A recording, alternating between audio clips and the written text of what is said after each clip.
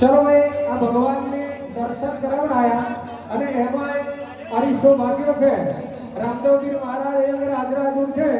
ભેટ મૂકવી હોય અહીં આગળ મૂકજો પેલી કોથળી લાવો અહીં આગળ અરીસો મૂકી દો